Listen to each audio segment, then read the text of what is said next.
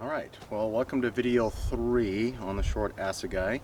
We're going to start with blocking and then defending strike combinations after the block. So blocking is the first thing that most people teach for the defense.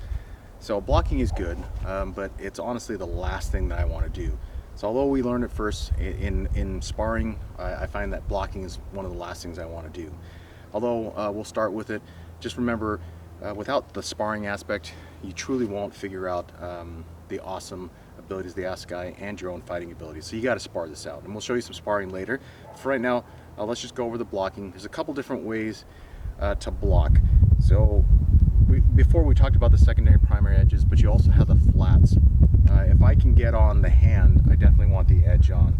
If you're hitting with the blade, if the person has a longer blade, machete, which would be frightening to fight, you can use the flat to kind of beat with that. It's really strong. The flat is super strong.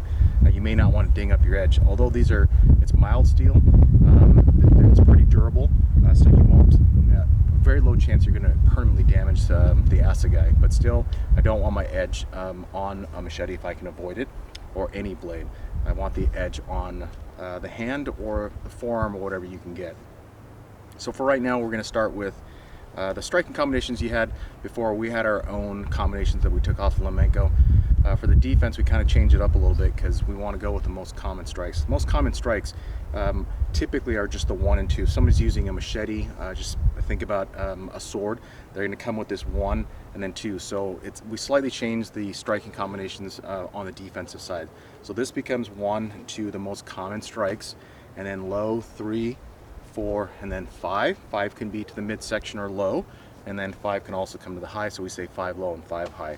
So that's what we're going to defend against. So on this one line, if they're striking this one side, again, I can use the flat. And now I'm going to put down any striking combinations that we had before. You don't want to follow a set striking combination. The bad thing about doing that is during sparring, you'll just do the combination instead of looking for an open spot to strike in. So once you kind of figure out the striking, it's really about imagining what's open, what part of the body is open. And so from here, we block this one, you can come up with your own striking pattern. And that's why we encourage you guys to flow and come up with your own striking pattern. 2 or 3 strikes, 4 strikes, even single, just a single beat and riposte. Now on the 2 line, I want to move my body. If the angle's coming this way, I want to go to this zone. I want to zone out. So that's the big thing, is to zone opposite. So on the 1 line, I don't want to stand here. I want to see if I can actually turn and get my body facing, so I get a good skeletal alignment.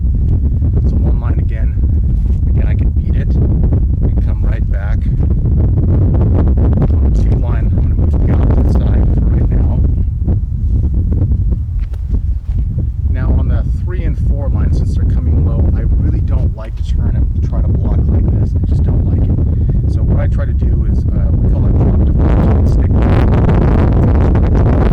So if they're coming low, I just want to drop it, come right back. Same thing on the other side. I just use this leg and bring it back, and come right back. 5 line is very simple on the low line. I can just simply get out of the way and hit it or drop it. So I can use the drop deflection again.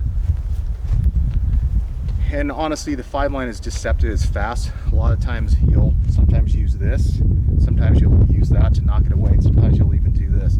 Whatever, it's super fast. So the big thing is just to get out of the way, and that's why blocking again is good, but a lot of times just moving back and coming back on the 5 line is the best. But this is the block series. So again, block, I can drop deflection. I can actually tip down a little bit, so quick little top there. I can use a single hand and even beat that and come back along that same line. And then 5 high, it's even easier. It's almost like parrying the 1, slap it, or I can deflect it this way. 1, 2. All those combinations. So one more time on the 1 through 5.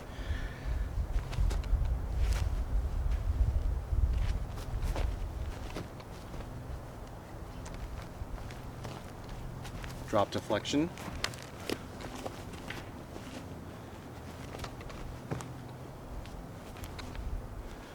5 line again. I can beat it, I can move it, I can parry it. I can parry it to the inside or the outside. 5 high.